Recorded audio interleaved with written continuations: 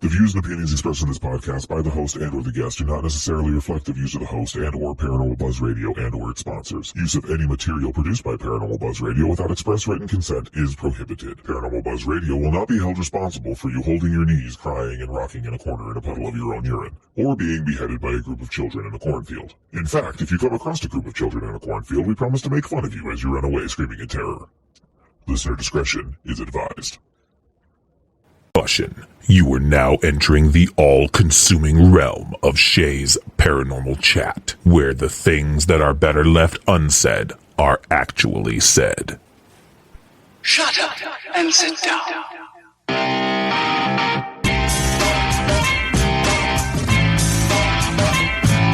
You're listening to Shay's Paranormal Chat. Paranormal podcasting done Shay's way. Tons of fun. Dude, seriously? A bit sarcastic. Hashtag investigator, not hunter. But always real. Hashtag data, not evidence.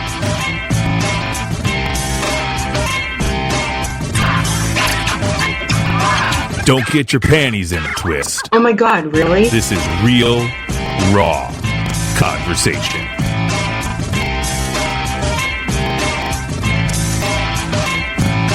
Ladies and gentlemen, welcome to the show.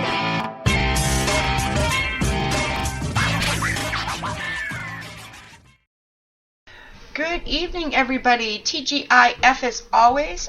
Thank you for joining us tonight. Tonight is a pre-recorded episode with somebody I've been trying to get together with for almost a year now.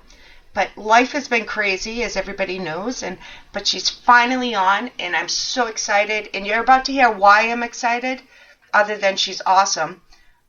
But there's a little backstory, so we're gonna add that in. And so this is my new friend, Renee Bedard. Hey, Renee, how are you doing? Good, I'm well. How are you? I'm so excited. I am too. See, things are supposed to happen when they do, so here we are. That's right. And if anybody can't hear it yet, you'll pick up on the Mass accent, and later on we'll get to why I'm so excited. But hey, Renee, can you just tell all the listeners a little bit about yourself? Sure. Well, I am here in the Boston area, and I am a psychic, intuitive.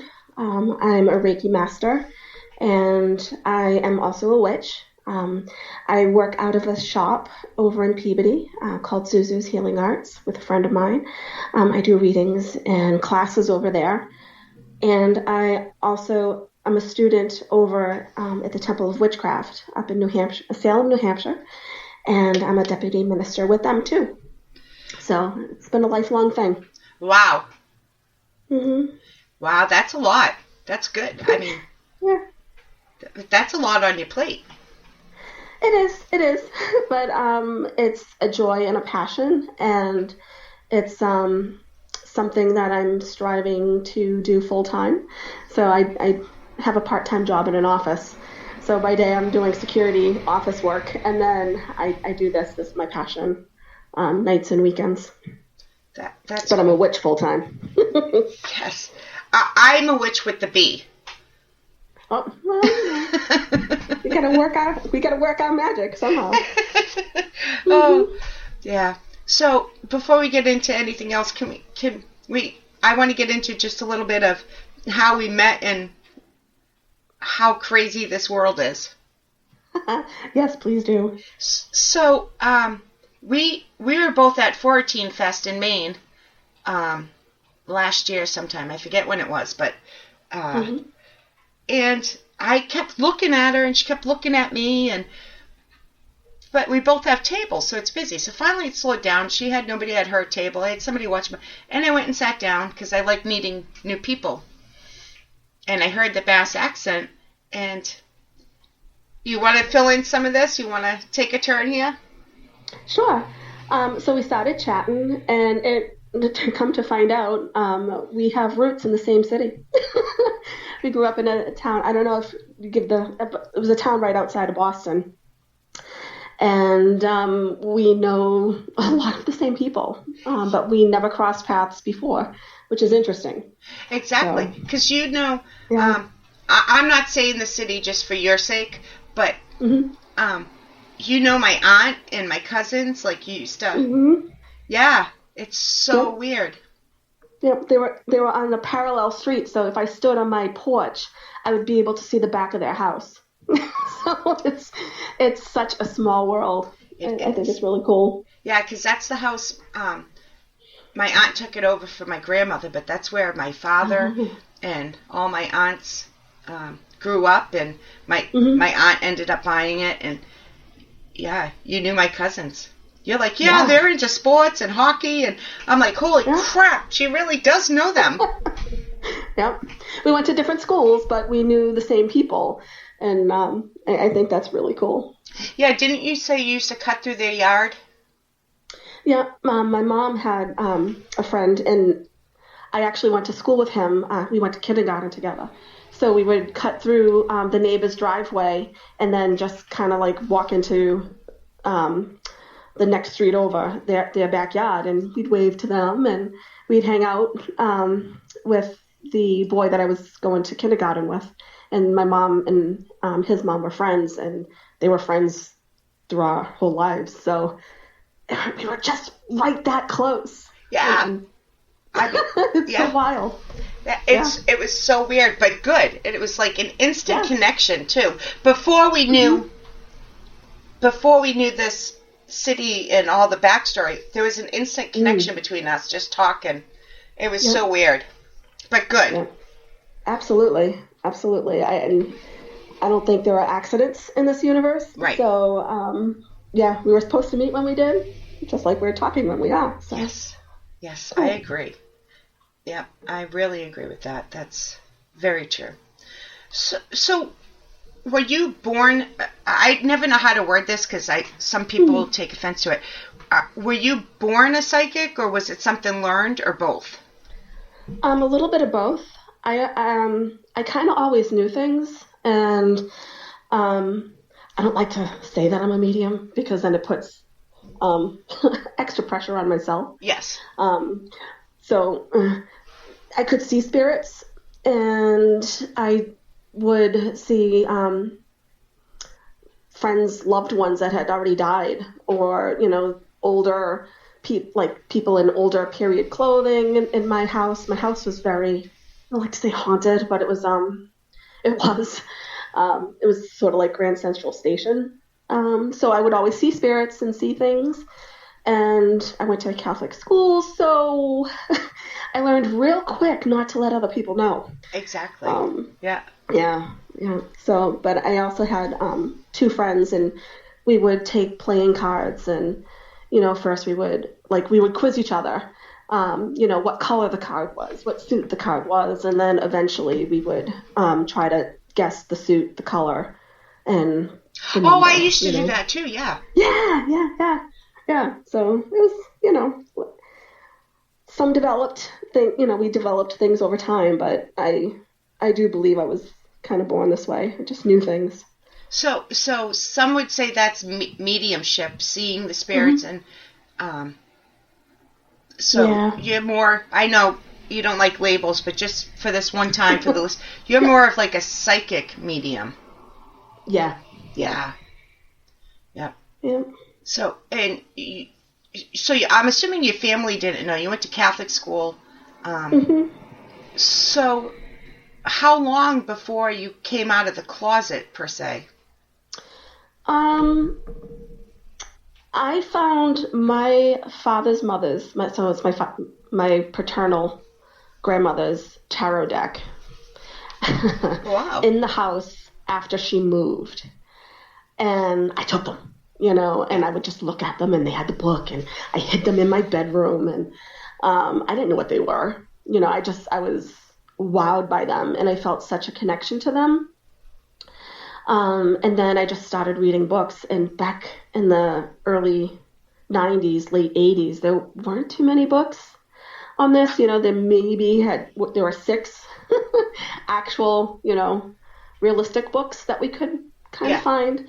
So I like to say it was around 6th grade because that was when I found the tarot cards. And then I would always be in the libraries, finding things on witchcraft and, Bigfoot and all that kind of stuff.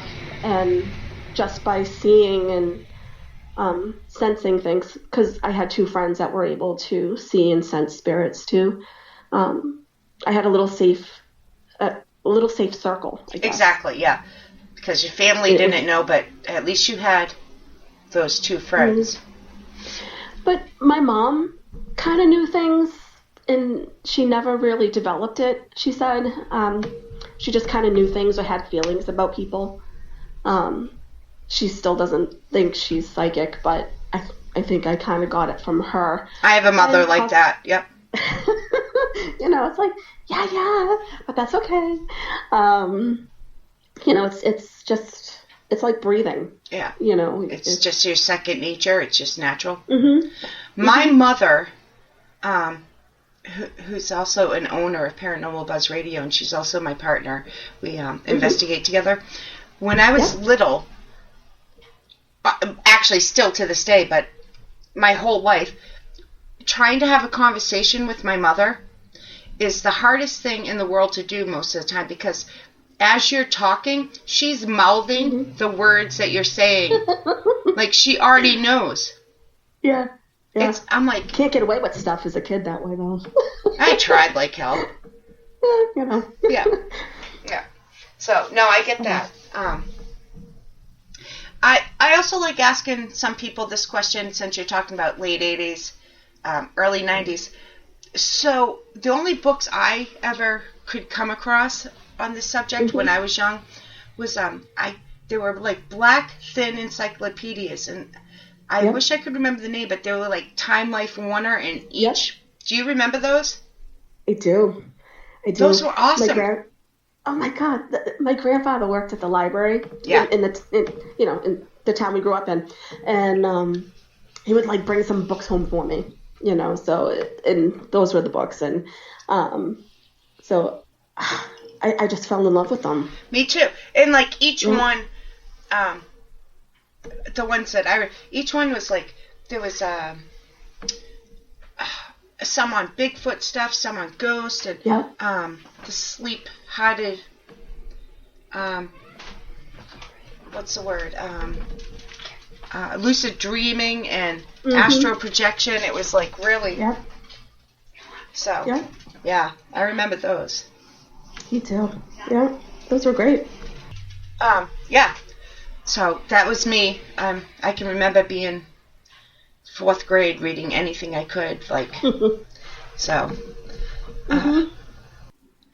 You have such a bio. I'm not even sure really where to go. Like, what does being a witch mean to you?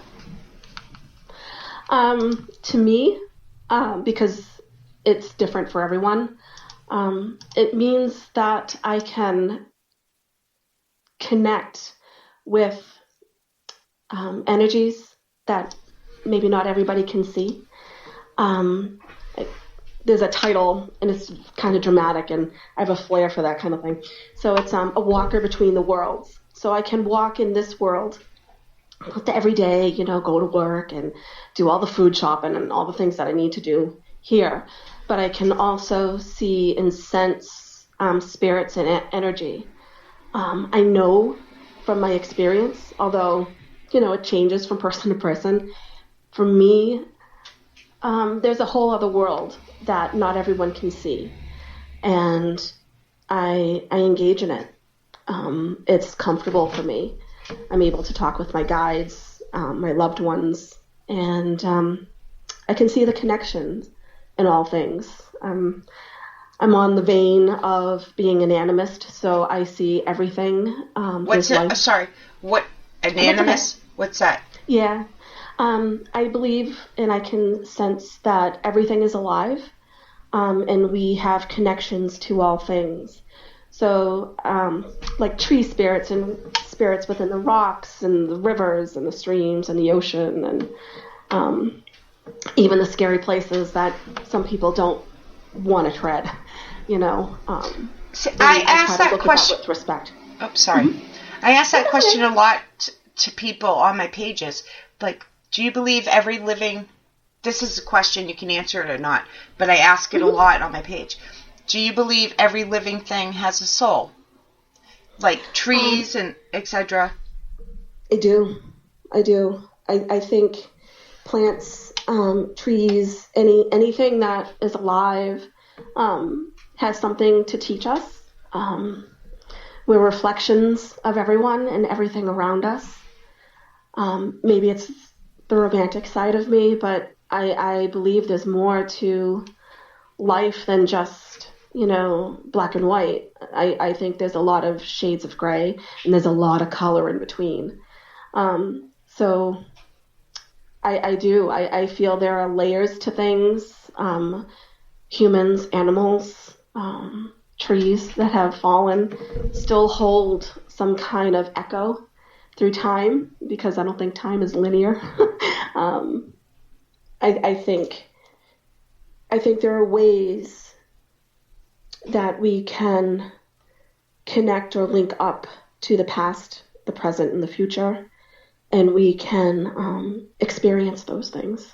So yeah, I do think that everything around us is alive. Can you explain to listeners, just in case they don't understand, what you mean by you think time is or isn't linear? Okay.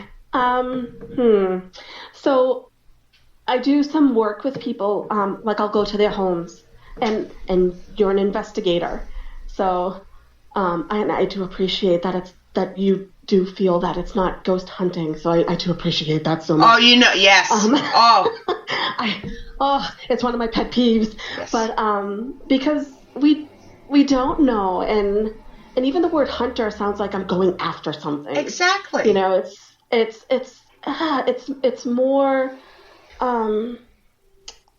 fluid than that, you know, because we're the hunted too. Like, we can be the hunted too, you know. But anyway, I think that when we explore these things that we don't really know, and this is only from my lens or my perspective, you know. Yeah, my co-host that's usually on, Kelly, she calls it my truth. She always says, this is my truth, this is my, you know, so I get that.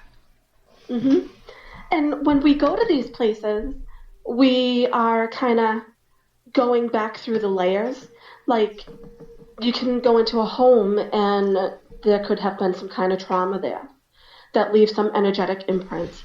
And because it happened in the past, even though we're here in 2023, we're able to tap into somewhere in the past and experience it and sense it and feel it, and maybe allow that trauma of that person who was there to give them that voice so that they can be heard. At least that's, as a witch, as a medium, as kind of my own personal truth and how I work with spirit. I like to do that. I like to give them the space where they can relate or tell their story. And, you know, as a witch, we can go into the future too, right? So why not see? And that's what I can do with the living too. So whether it's a living person in front of me doing a reading or going into someone's home where they say, you know, there's I hear walking down the hallway. Well, maybe there's something there that needs to be recognized and heard again, to have that soul's truth heard and witnessed, so they can be recognized and seen. Exactly. Because everybody wants to be seen. That's in one how. way or form. Yeah, that's how I feel as an investigator. Mm-hmm. You know, I treat them as if they're living people because, in my opinion, they once were living. Mm-hmm. And they might know they're dead. They might not know they're dead. So I do. I try very hard to have that respect and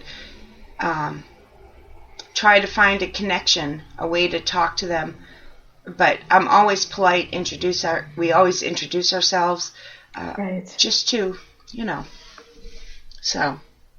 Yeah. I really. It's important. It is. I think it is. So that's why, there's certain shows out there that I rag on a lot, and I'm not going to do it in this one. But everybody knows what I'm thinking, my main listeners. I just think going in and disrespecting and yelling and screaming, and that's not the way to go. No. They're either, they know they're dead, they don't know they're dead, they're confused, or they're trying to get a message, whatever. You get more, what is it? You get more bees with honey? Yeah. Yeah. So, and they deserve respect. That's... Yeah. Because who knows? 100 years from now. It could be us. Yeah. We can leave an energetic imprint somewhere. We all have been able to walk into a room where someone was fighting, Yeah, and you just feel it. Ooh. Yeah. Yeah. Yeah. So we're leaving pieces of ourselves everywhere too. Yeah. So who knows? Because we don't know. We like to think we know, and we can have hypotheses and. But we don't really know. That's all we have is hypotheses and guesses, and you can just do the best you can. This is why we click. Yes, exactly. Yep. Thank you. Yeah. That's, and that's why I tried, even if some of my, I haven't, since COVID, I haven't done any videos, but on my old videos, even if I'm not sure if I'm really connecting with the spirit, what doesn't matter the equipment I'm using, I always go with, I don't want to say pretending, but I'm assuming, okay, I don't know if this is a spirit, but I'm going to go with it, just in case. Oh, yeah. And then when you do the editing, you take out what you don't. But I always try to go with, okay, we got to pretend this is real until we get to the editing part and figure out if it is or isn't. Right. So, yeah. Because it's the respect. And if it isn't a full-on spirit, it could be a little piece of of a person's soul, something that got left there. It could be an energetic thought form. Yes. Because some houses can be tough. There could have been a lot of strife and anger or abuse or sadness, and it takes on a life of its own after it hangs around for a while. Yeah, because there's a lot of newbies. Sorry, guys, I don't like that word, but that's the only word that comes. Don't understand that there's a difference between residual energy, intelligent, and then there's actual, like you say, intelligent haunting. But I think there's some gray in between there. It goes from residual to intelligent to actual haunting is different than...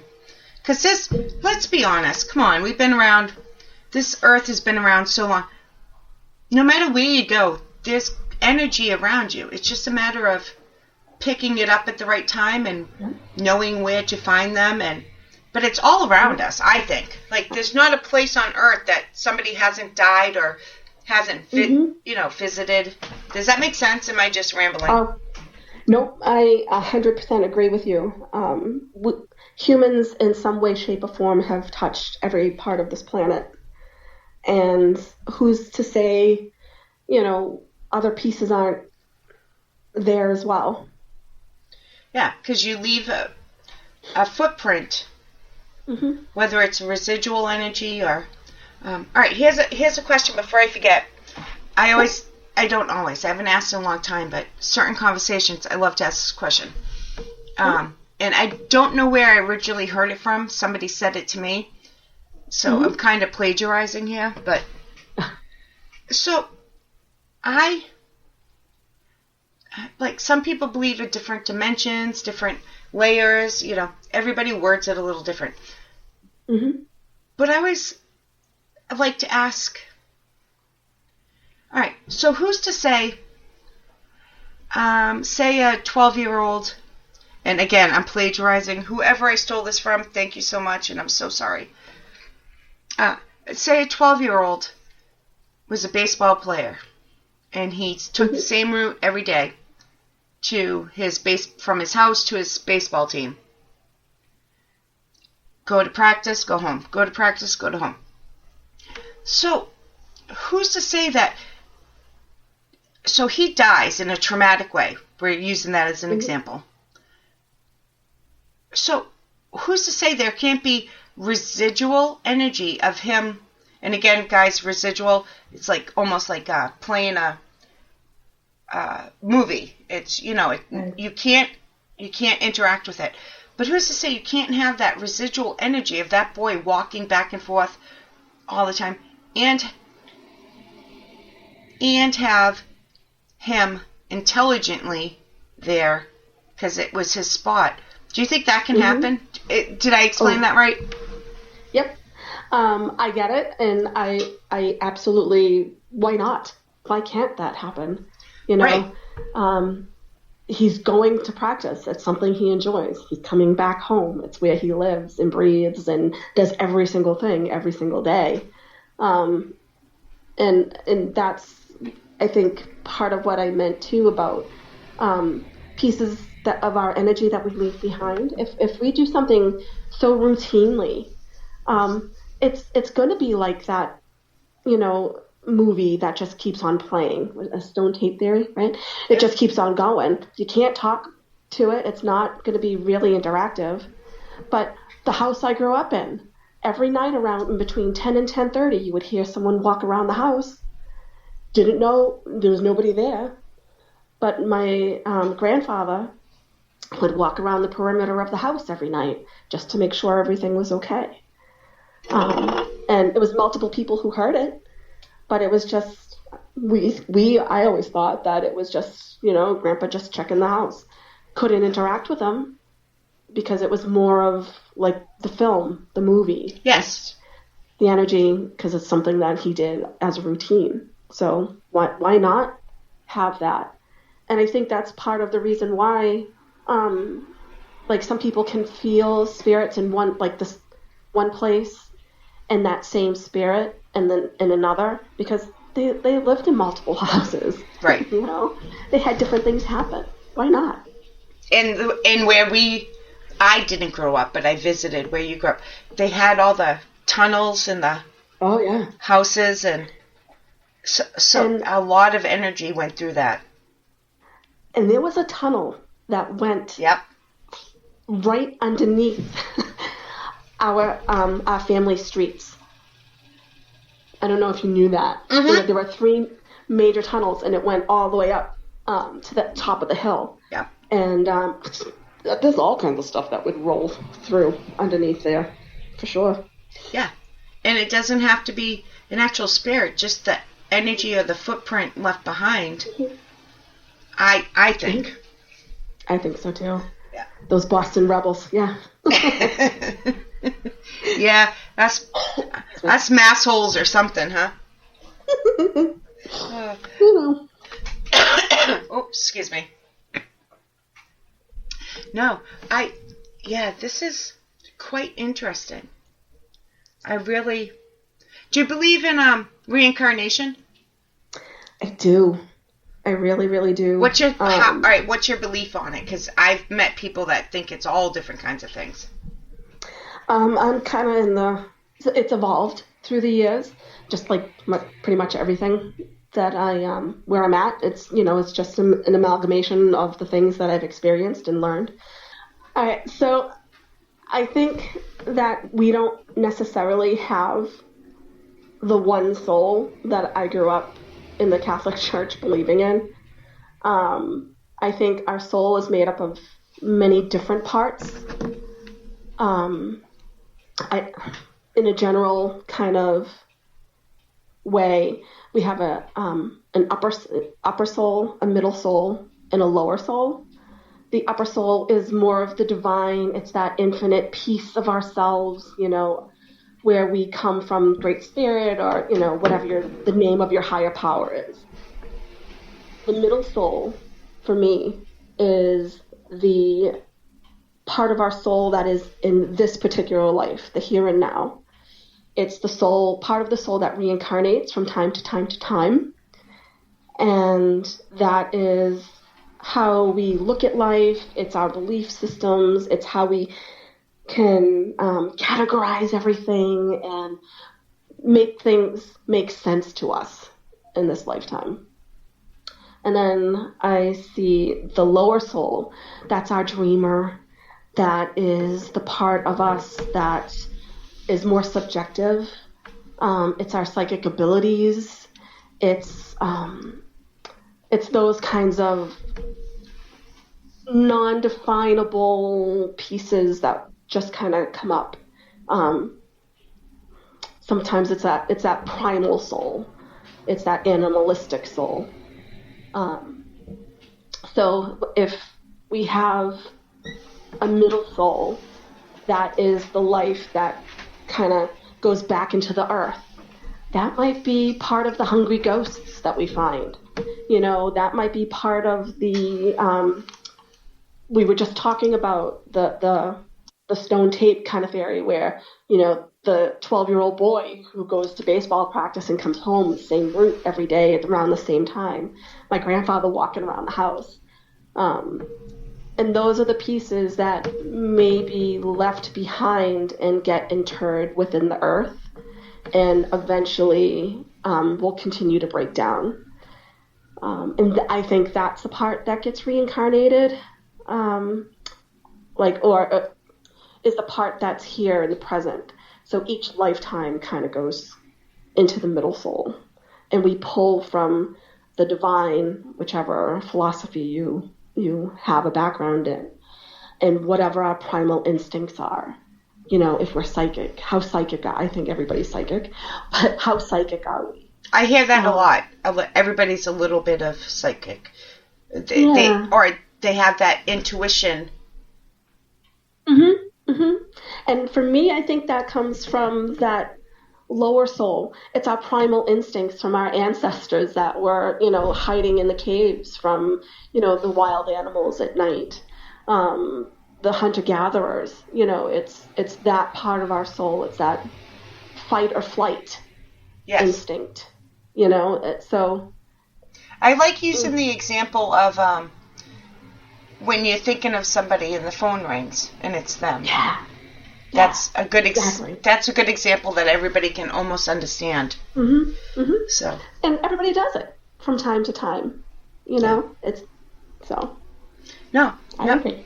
This is so interesting.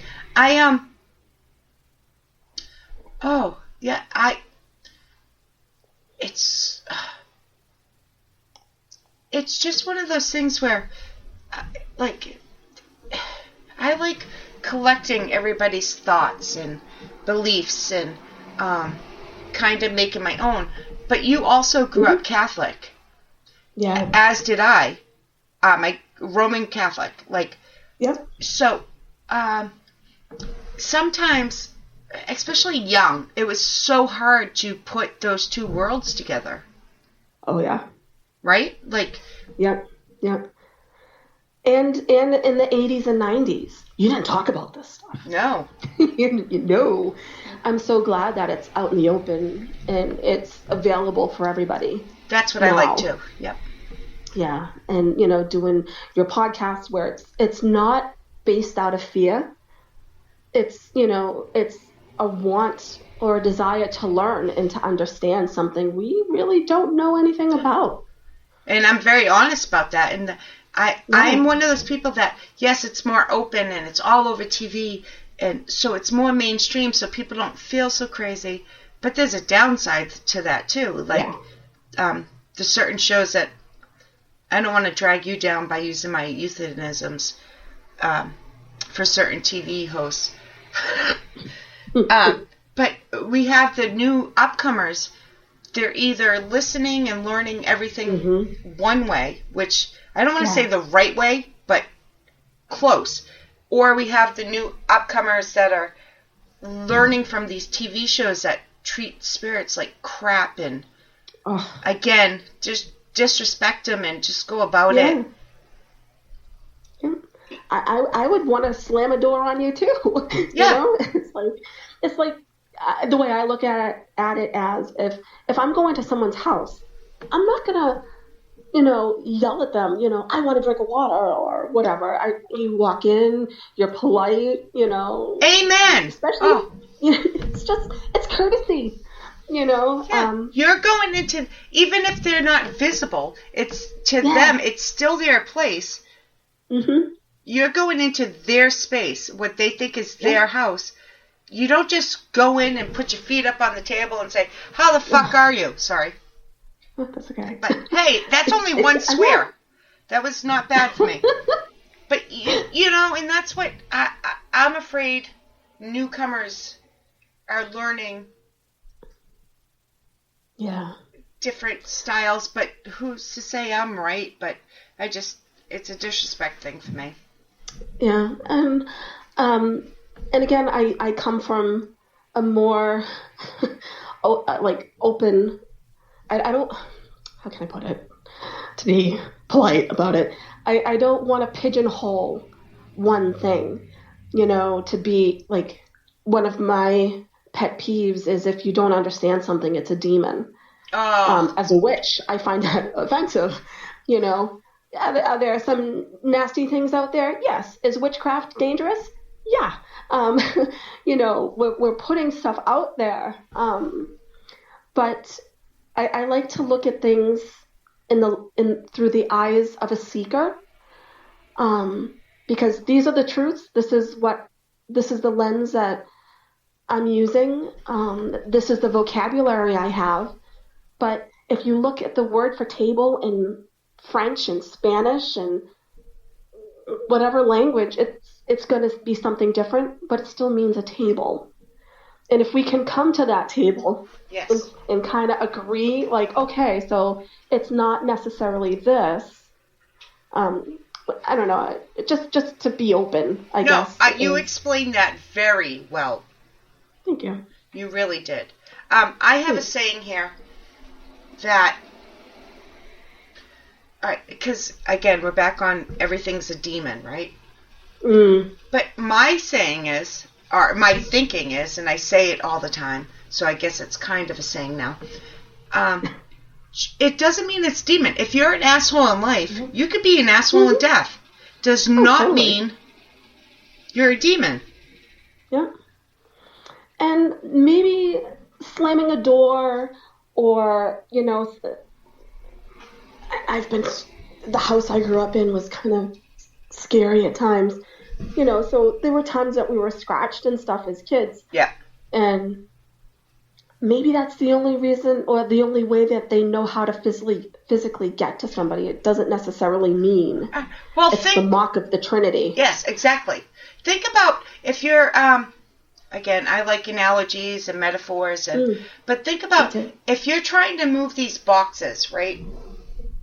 And you're pushing and pushing, and you're like, so you give it one more try, and the boxes go flying because you pushed way too hard that time. Mm-hmm. We keep asking, give us a sign, do this, do that, or even if you're not, they're trying to connect with you. So that one time, they're like, all right, I'm mustering up all my energy, and boom, slam a door, boom, oops, I scratched you. I was just trying to touch you, though. Right. Exactly. Thank you. And I don't know if you've noticed on different investigations that it scares the living daylights out of people, and they don't understand it, and that's why they call you. Yeah. That's why they call people like me, and it's just trying to talk them down off the ledge. That's the only way that they know how to communicate. Exactly. Yep. So, and you're in their space. They were there first. Exactly. I always say that too. I always say that too. So, because I want to have you back, I'm going to cut this a little short.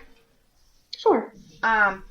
So, if you could give out, and I have a plan for you. Oh. You don't know it yet, so we'll talk off here. Sounds good.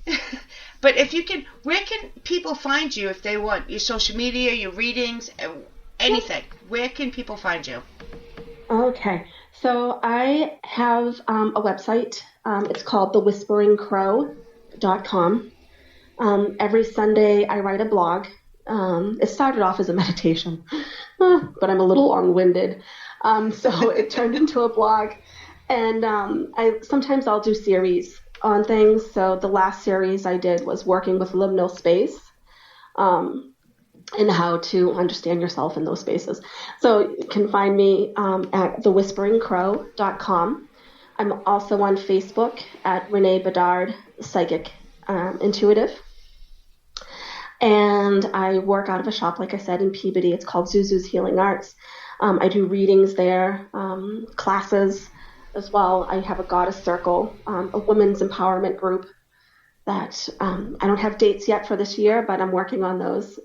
I was a little under the weather, so I'm a little behind on getting dates for January and the rest of the year.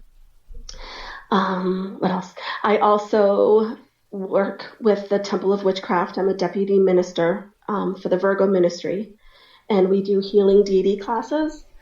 So you can find information on that at thetempleofwitchcraft.org. So yeah, that's where you can find me. I'm also in a couple of books now. So you can find some of my writing with Amanda Woomer's Spooky. Yeah. So I'm in The Feminine Macabre, Volume 4. And that's how I work with spirits in the woods and in homes. So I have that. And I also have an article, poem, spell that I wrote that's also going to be published with the Girl God books coming up. I don't have a date for that yet, but that's going to be published in 2023. It's on women's sovereignty and how to claim our power back. So that sounds good. I'm starting to think, and now I'm here. So yes, and I want you back. Oh, I'd love to be back. Thank you. I had a great time. Yes. It's so easy. Thank you for making it so easy, too. So. Well, it was so easy talking to you before we even found out about our birthplaces and stuff. So. Yeah. All right, guys. So make sure she's definitely coming back whether she wants to or not because I asked her as we're recording. So watch for more updates, and we're going to hopefully be able to break things down a little bit more and just talk to her more because it's so fun. It's so easy. And she just gets it. Make sure you like the show and share out the show and go check out her stuff. So thank you so much. Thank you so much. Good night, guys. Talk to you next week.